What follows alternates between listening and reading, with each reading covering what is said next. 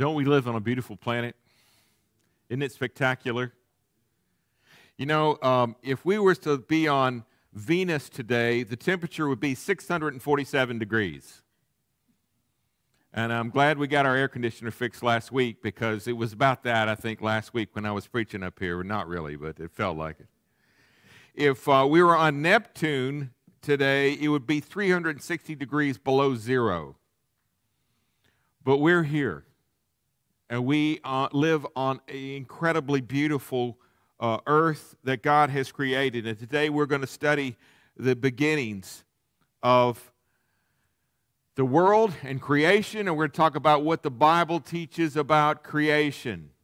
Genesis 1:1. In the beginning, God created the heavens and the earth. You know, I could do a whole sermon just on that verse. There's so much in there. To begin with, it says, in the beginning. That, you know, there was a beginning. There had to be. The cosmological argument for the existence of God is that you go back, there has to be a first cause that caused everything to be the way it is today. And it doesn't say exactly when it is, but it says, in the beginning, God created. Now, the word for God here is Elohim in Hebrew. It's fascinating for many reasons. One of them is that it is plural. Why is the word for God here plural? And you might say, well, are you sure it's plural? Well, plural. Well, look in verse 26. It also says, when God makes humans, it says, let us make mankind in our image, in our likeness. And so who are we talking about? Is it God and the angels? No, because we're not created to look like the angels. I think this is the beginnings of the idea of what we call the Trinity, the Father, Son, and the Holy Spirit. Because if you look in the Gospel of John, the beginnings of the story of Jesus according to John, it mirrors what happened in Genesis. It begins, in the beginning was the what? The Word. And what is the Word in the book of John? Jesus. And the Word was with God, and the Word was God. He was with God in the beginning. That's what the Bible teaches. And through Him, all things were made. Without Him, nothing was made that has been made. So this first verse in Genesis, in the beginning, Elohim, God created, and this was Father, Son, and Holy Spirit were coexistent since the beginning of the universe, and they created. Now, the word for created here is bara.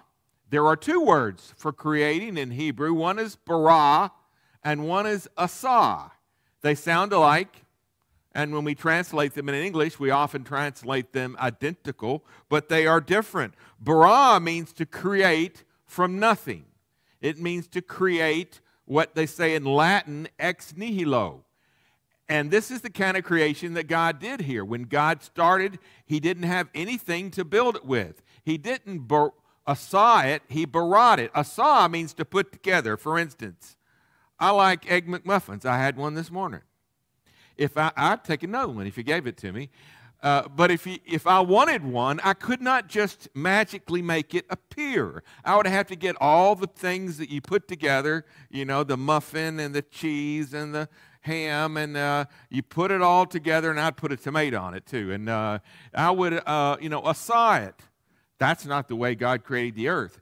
God created the earth out of nothing, okay? He just made it happen. It says, in the beginning, He created the heavens and the earth. And when He says heavens and the earth, this is a euphemism for everything. That means space. That means our planet, the earth. In the beginning, He created. Now, whenever I talk about this, one of the first things that comes to people's minds is how and when. How did this work? Now, there are different understandings of how this works. So I'm going to go through some of these understandings of how it works, But before I do, I want to say this and make it clear. God created. He started from nothing, and He designed everything that we had. It did not evolve. It was created by our Heavenly Father. There was this guy, he was a physicist named Freeman Dyson. He studied at the Institute for Advanced Studies at Princeton. He was somewhat of a genius. At the end of his life, even though he had not believed so much in the God of the Bible, he said this. He said, "The more I examine the universe and the details of its architecture, the more evidence I find that the universe in some sense must have known that we were coming." He says there was an architect. You know, if you see architecting, you should assume there's an architect. And it's incredible how everything fits together on our planet. If we were a little closer to the sun, we'd be too hot. A little further away, we'd be too cold. The way everything works together on our planet, the cycles of photosynthesis and everything that creates life, the way human beings work and how complex we are, it is a sign of God's majesty and His creative ability. Now, how did this happen over time? There are different Christian views of how this has happened. And you might say to me, well, what are you supposed to believe if you go to our church? Well, you can have different beliefs on some things. Do you know that that's true? In fact, my wife believes differently than I do on some things. Truth is, everybody in here, if you got each other down, probably you would believe a few things differently, maybe several things differently. Does it make you not a Christian? No. This is all difficult for us to understand, and so we're looking at these things in holistically. I am not promoting one. What I am saying is this is what Christians have believed over time. And I do challenge you to think about your beliefs, because your beliefs determine how you live and how you think. So let's look at some of the different Christian views of creation. First off, young earth creationism. Some people call it YEC. This looks simply that the 6 days of creation and the seventh day of rest were literal 24-hour days. And that God created just like that in 24-hour periods each of those days. And there was a man named Bishop Ussher in the 17th century that he added the first 7 days to all of the genealogies in the Bible in the Old Testament, and then all the genealogies in the Bible in the New Testament, and was able to determine that the earth, he thought, was a little over 6,000 years old. And that there are people who believe that today. There's a mixture between 6,000 and 10,000 years, depending on how you count the genealogies. And there are people who believe that today. A lot of homeschool children today are taught that in homeschool teachings. It's taught there's a creation science museum in Kentucky, and they have built an ark. Have you heard about the ark they built in Kentucky? They built the ark, and there are people who built the ark believe that. And they believe in we're 6,000 years old earth. And you might say, well, how do they justify, things like carbon dating and the Grand Canyon and all the science part? Well, they have a whole view of science that's different. They call it creation science. They also point to the fact that when Adam was created, he wasn't created as a baby and grew up, did he? He was created as an adult. And so they say God could have created earth fully formed, and not necessarily like evolution teaches. And so that's the young earth creationism. Second belief, and this is not new, this one has been around a long time, it's called old earth, young humanity creationism. And it was a position of the church fathers all the way back to Augustine before the scientific revolution. The idea for this is, in the first verse, when it says, in the beginning God began to create the heaven and earth, which it can be translated that way according to some people and Hebrew scholars. The earth was formless and empty, and darkness was over the surface of the deep, and the Spirit of God was hovering over the waters. The idea here is that right there took a long, long time. and that there was an earth that was created billions, 4.5 billion years ago, but then the rest of the days moved along in 24-hour periods. And so the idea there is that, yes, that was creation. And if you want to know about dinosaurs, don't ask me. Okay, I'm not going to go into that. But there's a belief system that perhaps they were created during that time, then died out. And so that's the second belief system, that it was literal 24-hour days, but that before that, the earth is old, but creation is young. Third option is old earth creationism. Now, this idea is that each of these 7 days were not literal 24-hour days. They would argue that the moon and the sun weren't created to the 4th day. And so we measure time by going around those bodies. And so that the different time periods in day 1, day 2, day 3 were like epochs. And they happened over thousands and maybe millions of years. And they're over time that God worked in creation in a long period of time, and that creation took a long time with animals and human beings, and that there was some change within species. This is what old earth creationism teaches. Another approach is allegorical approaches. There are some people that look at this and they say, well, this is poetry. Genesis 1 and 2 was poetry. It was ancient Hebrew poetry. It was inspiring worship as God the Creator, and it was not intended to be a scientific textbook. It was written before the microscope and the telescope. It was written to Hebrew slaves who were trying to figure things out, and as a result, it was intended to be like a poetic account of what happened. That's one approach. Then there's another, the final approach I'm going to mention is called evolutionary creationism.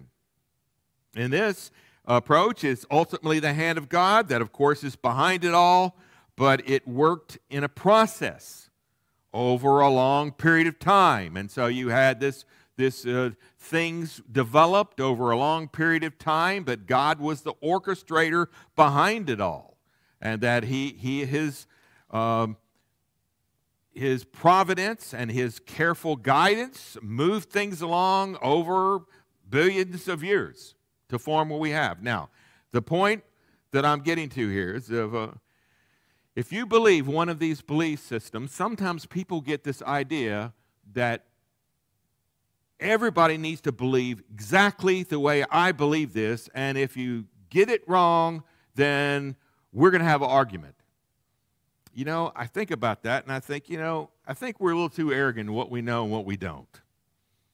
You know, there's one time in the book of Job where Job was challenging God, and God allows him to challenge and voice his frustration for 37 chapters, and after 37 chapters, God speaks to Job about his arrogance, and God says to Job, the Lord spoke to Job out of the storm, and He said, "Who is this that obscures my plans with words without knowledge? Brace yourself like a man. I will question you, and you shall answer me. When were you when I laid the earth's foundation? Tell me if you understand. Who marked off its dimensions? Surely you know," he says ironically.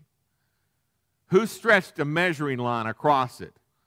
On what were its footings set, or who laid its cornerstone, while the morning stars sang together and all the angels shouted for joy?" The point that God made to Job is, you do not know everything you think you know. And that's true with us today. How many of us were there when all this happened? None of us.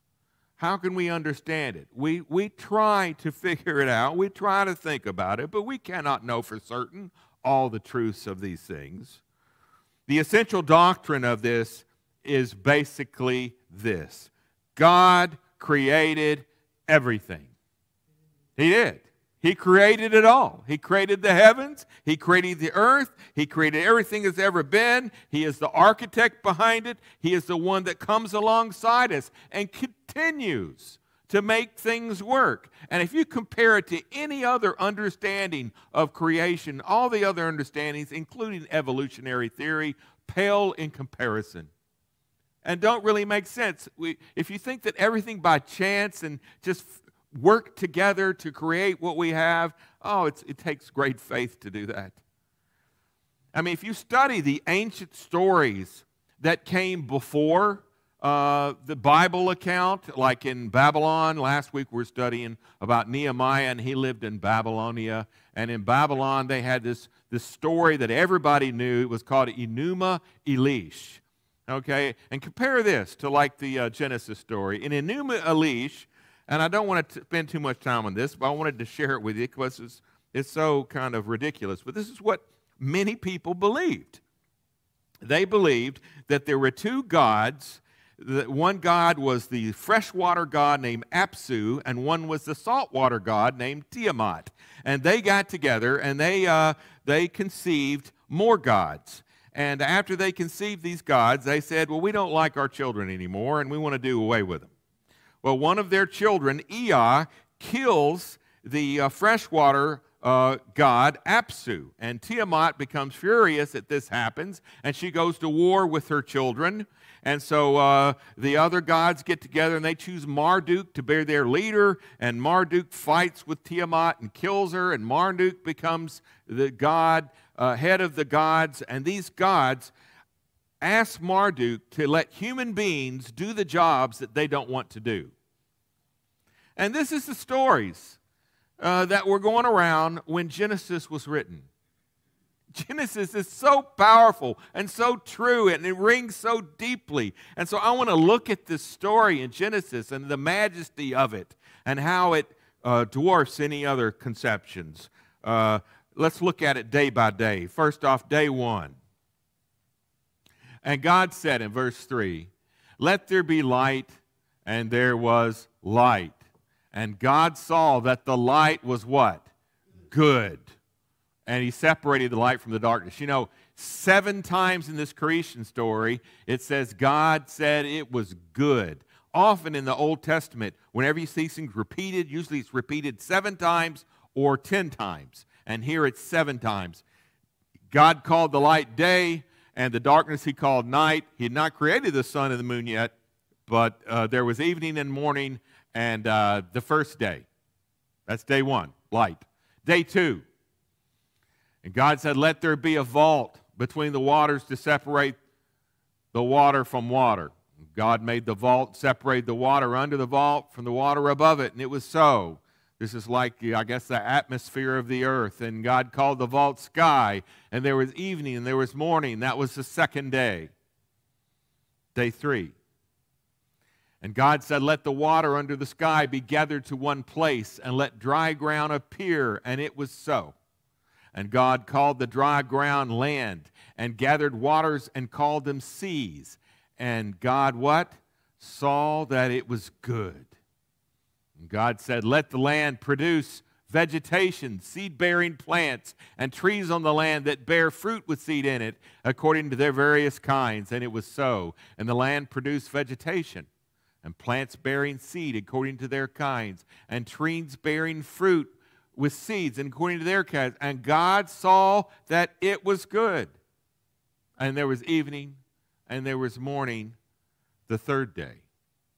Day 4. And God said, "Let there be lights in the vault of the sky to separate the day from the night, and let them serve as signs to mark sacred times and days and years. And let them be lights in the vault of the sky to give light on the earth." It was so. God made 2 great lights, the greater light, the sun, to govern the day, and the lesser light to govern the night, the moon. And he also made the stars, just like an aside. He also made the universe. God set them in the vault of the sky to give light on the earth, to govern the day and the night, and to separate light from the darkness. And say this with me, God saw that it was good. And there was evening and there was morning, and that was the 4th day. Day 5. God said, let the water teem with living creatures. Let the birds fly above the earth, across the vault of the sky. And God created the great creatures of the sea and every living thing with which the water teems and that moves about in it according to their kinds. And when it says according to their kinds, there are some believe that this teaches that there can be a change within a species, but not evolution from one species to another. There are some people who believe it works that way because this is the way it says, according to their kinds. And every winged bird according to its kind. And God saw that it was good. And God blessed them and said, be fruitful and increase in number and fill the water in the seas and let the birds increase on the earth. And there was evening and there was morning, the fifth day. Day 6. And God said, let the land produce living creatures according to their kinds, the livestock, the creatures that move along the ground, the wild animals, each according to its kind. And it was so. And God made wild animals according to their kinds, the livestock according to their kinds, and all the creatures that move along the ground according to their kinds. And God saw that it was good.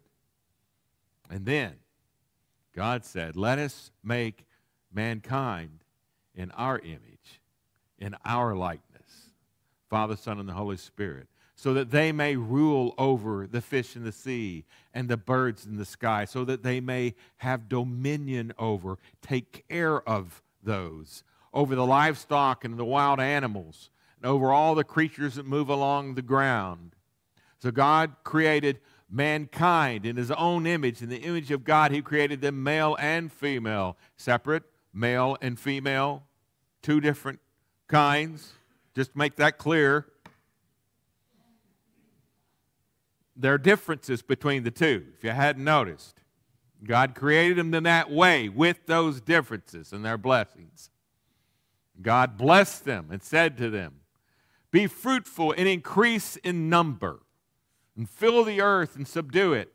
Rule over the fish in the sea and the birds in the sky, over every living creature that moves on the ground. And then God said, and this is pretty interesting, he said, I give you every seed-bearing plant on the face of the whole earth, and every tree that has fruit with seed in it, that will be yours for food. So if somebody was to argue with me that we were created in the beginning to be vegetarians, they've got some proof here. This is before the fall. Now, I like hamburgers and steaks and all those kinds of chicken, but it doesn't say that in the beginning it was that way. In fact, even with the animals, it says, unto all the beasts of the earth and all the birds of the sky and all the creatures that move along the ground, everything has breath and life in it. I give every green plant for food. You see, before the fall, everything got along in some peaceful coexistence. I guess we had the lion that laid down with the lamb. We didn't have human beings killing animals. We didn't have animals killing animals. It was, I guess, the green plants were dying, the fruits and vegetables. But that's the way in the beginning of the garden, the beginning of life, that it was created. And God saw that all he made, and notice this, was it just good? Very good. He created men and women and said, this is very good. And there was evening, and there was morning, and that was the 6th day. And now the day 7th. What happens on that day? Well, the heavens and the earth were completed in all of their vast array. Can you imagine how vast the creation is? Have you traveled much? Have you seen the world? One of the things I like to do is go camping, not so much because I like roughing it, but there's something about being close to nature. To be in there at night and listening to the woods and seeing the sunrise and being on the water when it's still, when the fog is in. There's something about being out with creation that I think it connects us with God who's created us. And so he created the heavens and the earth. They're completed in their vast array. And by the 7th day, God had finished the work that he'd been doing, and on the seventh day, what did he do? He rested. Did God need to rest? No, he's omnipotent. He could have kept going, I guess. But he set it as an example for us, that we should have a day of rest, that should be part of our life, and not just for rest, not just because we're so busy and worn out, we need a day of rest. It says God blessed the seventh day and made it holy. And so we come to church to worship the Lord today because God is holy. Because in the beginning, that's how he designed it. And you say, well, does that mean that it's more important than travel baseball? Yes. Does that mean it's more important than playing golf on Sunday morning? Yes. Does that mean it's more important than a meeting you got? Yes. God has created the world we live in, and he told us to remember this day, the seventh day, the Sabbath, the Sunday, to remember it and keep it holy. And part of what we do is we come together and we worship him. We worship him in singing and songs. By the way, I love the music today. Wasn't it great? I love the hymns, and I'm real excited. Annie and Lim and how they're working together and leading us in worship. And that's a joy. It lifts us all to see that and to hear that. And we're making this day holy when we come together. We don't make it. God made it holy. We observe it. We honor him. Because on it, he rested from all the work of creating that he had done. So this is the creation account in the Bible we have. You might ask, well, what can we learn from it? What are the important things that we can learn from it? Well, there are many things. Here's a few of them that I just want to highlight.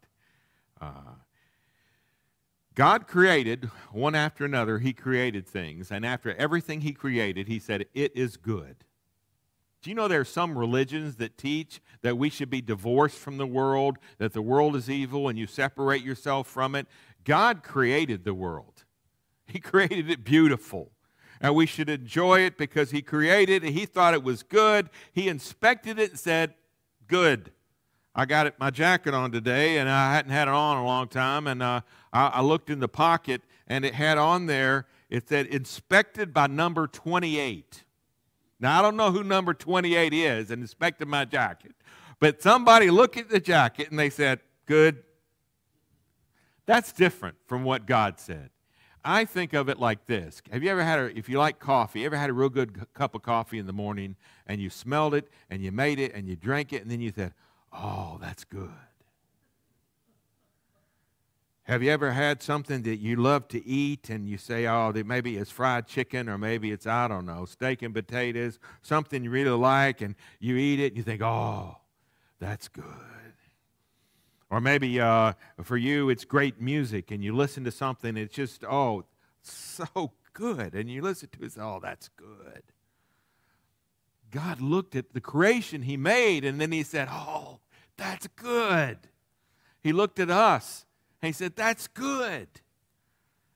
And so that is a foundational understanding. Sometimes I think we look at things that God has created, and we think bad, bad, bad, bad, because the world has been twisted by sin. It has. But in his creation, it was all to be good. Second, we are created to take care of his creation. The Bible teaches. We're supposed to have dominion over it. We're supposed to take care of it. You know, there are other religions that teach that you just separate yourself from the world we live in, because one day we'll be beamed out of it. Jesus said this in the Lord's Prayer. He said, thy will be done on earth as it is where? In heaven. In Revelations 21, it teaches that God will eventually come down to earth when he returns and turn our planet back into the Garden of Eden it once was. And we're supposed to be caretakers of it. There are some people who think, oh, well, we just need to get everybody going to heaven, and who cares about the planet? Let it be trashed. We just need to get everybody to heaven. That's not what the Bible teaches. The Bible teaches that we're stewards of what he's given, with our money, with our time, with our talents, and we should take care of the creation which has been given to us and how beautiful it is. 3, we're to keep the Sabbath day holy. I've already emphasized that. But that's how the world began. We're to continue to do that. 4th one is going to be a little more difficult to explain, but the world is such a beautiful place. And it reflects the wonder of God. I think that when you see a sunset or you see the ocean, when you hear the waves on the ocean beach, when you hear the waterfall, the thunder of the waterfall, I think it is praising God our Creator.